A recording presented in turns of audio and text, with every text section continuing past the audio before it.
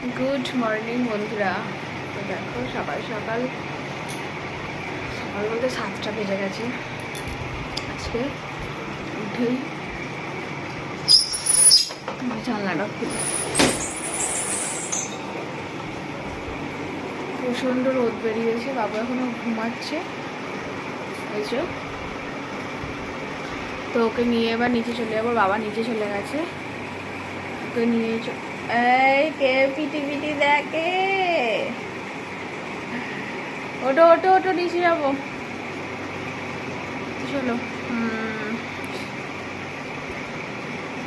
নিচে যাই। আর কি বলবো, দেরি হয়ে গেল। গিয়ে এবার সব কাজগুলো তাড়াতাড়ি করে শুরু করতে হবে।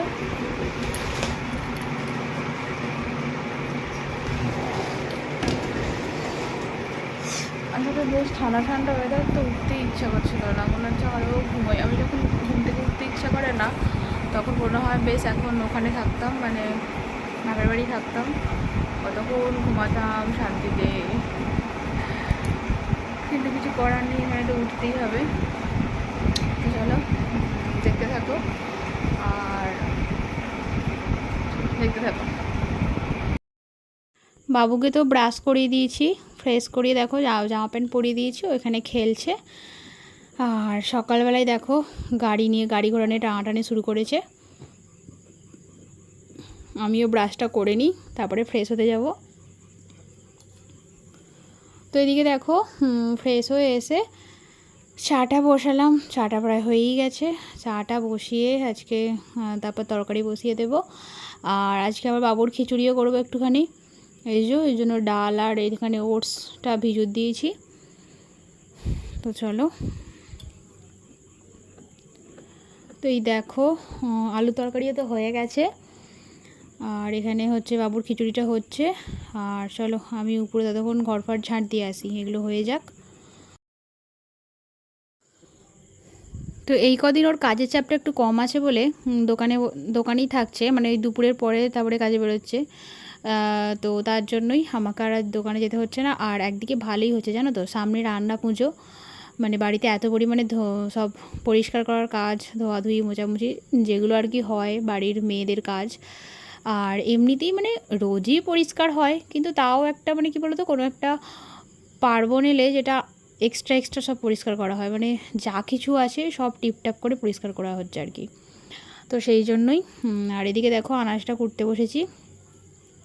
তো ওটাই ভাবছিলাম যে ভালোই হয়েছে এই দুদিন যেতে হচ্ছে না। যেতে হলে কী হতে বলো তো, ওই সকালের দিকে যেটুকুন টাইম পেতাম সেটুকুনের মধ্যেই আমাকে পরিষ্কার করে তারপরে যেতে হতো। কিন্তু এই 2 ঘন্টা সময়টা বাড়িতে থাকলে কত কাজ হয়, অনেকটাই কাজ এগিয়ে যায় আর কি। তো আজকে করলা আলু বেগুন দিয়ে তরকারি হবে, তাই জন্য করলা বলছে উচ্ছে সব কুটে নিয়েছি। আর এখানে মাছটা চলো দুটো ফ্রিজে রেখে দিই, বাকি আজকের মতন করে তারপরে ফ্রিজে রেখে দেবো। ফ্রিজে 2 পিস থাকলে বাবু একদিন করে খেতে পারবে।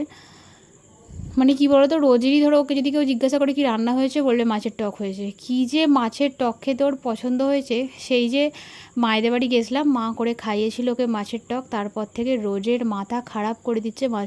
মাছের টক করবে মানে মাছের টক খাবে আর কি, এরকম একটা ব্যাপার।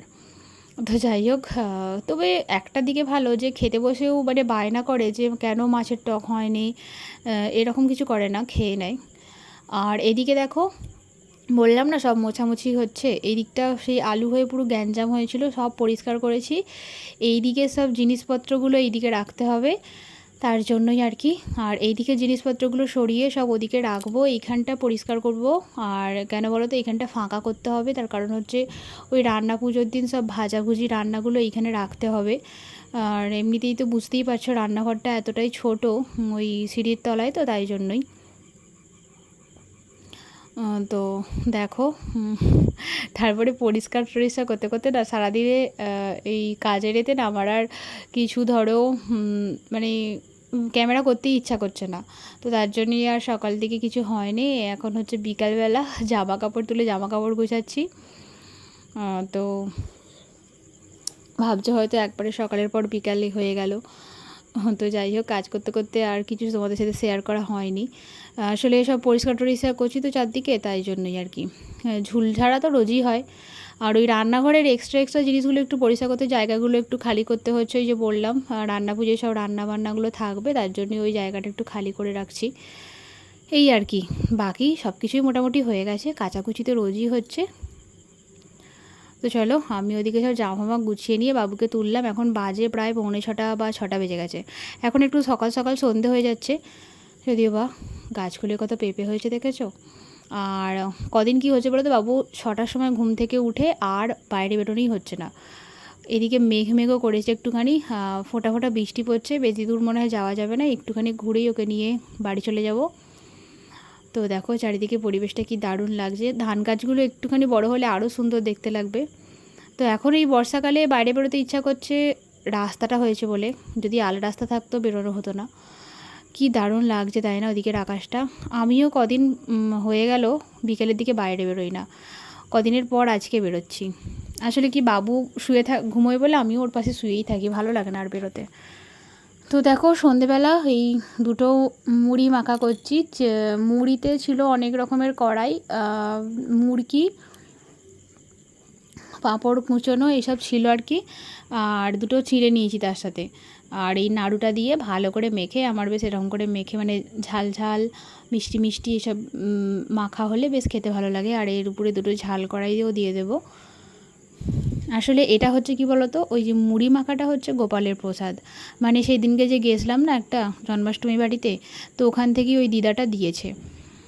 তো ভাবলাম তাহলে এতে আর দুটো চিড়ে নিয়ে আমি আর মা দুজনে একসাথে খাবো এইভাবে মেখে। বাবুকেও এই মুড়ি মাখায় একটুখানি দিয়েছি, আর একটা মিষ্টি ছিল ওকে দিয়েছি। আজকে সন্ধ্যেবেলা ভাবছিলাম সুজি করব, কিন্তু আর করতে হলো না। ওই মুড়ি মাখা আর একটুখানি একটা মিষ্টি আছে, সেটাইও খাওয়াচ্ছে আর কি। বলো, তুলছি তো। তো দেখো কারেন্ট নেই, আর মানে গরম করছে তো, বাইরে একটু একটু বৃষ্টি পড়ছে, ঠান্ডা হাওয়া দিচ্ছে। তার জন্যই বললাম তাহলে উপরে চোখ, ওকে নিয়ে পড়তে বসিয়েছিলাম।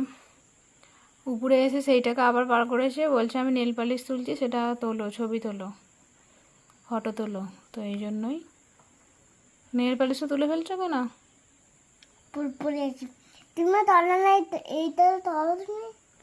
কি তোলো? আমি ধরছি,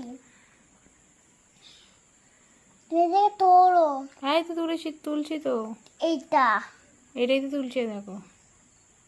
এইটা ও আমি তুলবো না? না আমি নেল পালিশ তুলবো না, আমি এই পড়েছি, আমি এখন তুলবো না। আমি তুলছি করে। আচ্ছা আমার পায়ের দিয়ে হচ্ছে না। ও বাবার পায়ের দিকে ফটো তুলতে হবে। ঘুরতে হচ্ছে কেমন?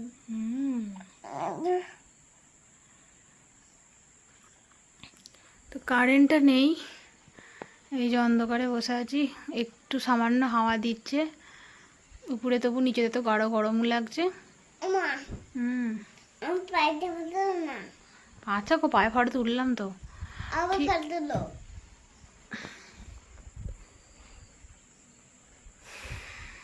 ঠিক আছে চলো, নেল পালিশটা তখন তুলুক, আর দেখি নিচে যাই।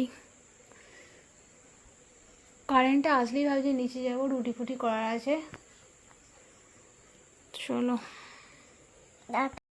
কারেন্ট নেই বলে তো আর বসে থাকলে হবে না, কারেন্টটা আসছে আর যাচ্ছে, এইভাবে কতক্ষণ আর বসে থাকা যাবে বলো। তো ভাবলাম সব কিছু যখন পরিষ্কার হচ্ছে, এইগুলোই কেন বাকি থাকে, মানে গ্যাসের বার্নারগুলো। আর এদিকে দেখো ওই জন্য গরম জল বসিয়েছি। আমি একটা ভিডিওতে দেখছিলাম যে ইনো দিয়ে নাকি পরিষ্কার করে, আমি জানি না হবে কি না। আমার মাকে দেখেছি তেঁতুল জলে সারা রাত ভিজিয়ে রেখে তারপরে এটাকে পরিষ্কার করে বার্নারটাকে। কিন্তু এখানে কি হয় বলো তো, এটা না কোনোদিনও এখানে মানে আমার শাশুড়ি মা কোনোদিনই এটা পরিষ্কার করেনি, তার জন্যই এটা এত পরিমাণে নোংরা পড়ে আছে যে এটা ওই তেঁতুল জলে আমি একবার ভিজিয়েছিলাম কিন্তু পরিষ্কার হয়নি সেটা। তার জন্যই আজকে এই ট্রিক্সটা ট্রাই করা, জানি না হবে কি না। তো চলো, কারেন্টটা 14বার যাচ্ছে আর আসছে। এই যে গরম জলটা দিলাম, এর উপর ইনোটা দিয়ে দেবো। তো প্রথমে ভাবছিলাম যে একটা বার্নারই দেবো, তারপরে ভাবছি জলটা যেহেতু করছি তো একটা বার্নার কেন দেবো, দুটো বার্নারই দিই। তো তারপর দুটো বার্নার ভিজিয়ে দেওয়ার পরে আমার মনে পড়ছে রে রুটি দুধ সব কিছুই তো এখনও হবে, তাহলে এবার কী করে হবে রান্নাটা। তারপর আর কি করব, ছোটো কাকিমাদের থেকে একটা বার্নার এনে আজকে রাতের খাবারটা তৈরি হলো। তো এই দেখো প্রথমে একটা দিয়েছিলাম, সরিয়ে আবার দুটো দিয়ে দিচ্ছি। এটা মানে ওতে দেওয়া দেখাচ্ছিলো যে 10-15-20 মিনিট মতো রাখতে, কিন্তু আমি অনেকক্ষণই রাখবো। তো দেখি কত কী হয়। আর আজকে আর কতটা পরিষ্কার হলো তোমাদেরকে দেখাতে পারবো না, কালকে সকালে দেখবে। কারণ এটা পরিষ্কার করব রাত্রিবেলা কিংবা সকালে, যখন হোক একটা পরিষ্কার করব, যখন সময় হবে তখন করে নেব। তো চলো, এবার কারেন্টটা একটু এসেছে, বাবুকে একটু পড়াই। তারপর এটা কি, এটা কি, এটা ছড়াটা কি, এটা দোল দোল। তারপর তারপর তাই তাইটা বলে দাও। তারপর জোরে বলো মামার, ও ভালো করে বলো, মামার বাড়ি। তারপর কোথায় ভারী মজা? মামার বাড়িতে। তো সেটা তো বলতে হবে। হাট্টি মাটিমটা বলো। হাট্টি মাটিম বলতে পারি না। হাট্টি মাটিমটা ঠিক আর চোখ আর বলো বলো। দিন এরকম করলে ভালো লাগে না। খোকা গেল মাছ, অতটা সুন্দর করে বলবে, ঠিক আছে? মার গেল, খোকা গেল মাছ ধরতে। তারপর কুলে, তারপর মানে চিংড়া কোলা ব্যাঙে। তারপর মাছ চিড়ে। আমরা দুটি ভাইটা বলো। আমি দিতে পারি, বলতে পারি না। বলো। আমরা দুটি ভাই বলতে পারি না। শিবের গাজন। ভাই বলতে পারি না। তারপর ঠাম্মা।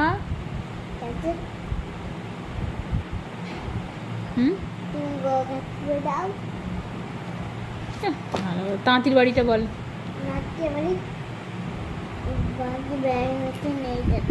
বলো বলো। বলো।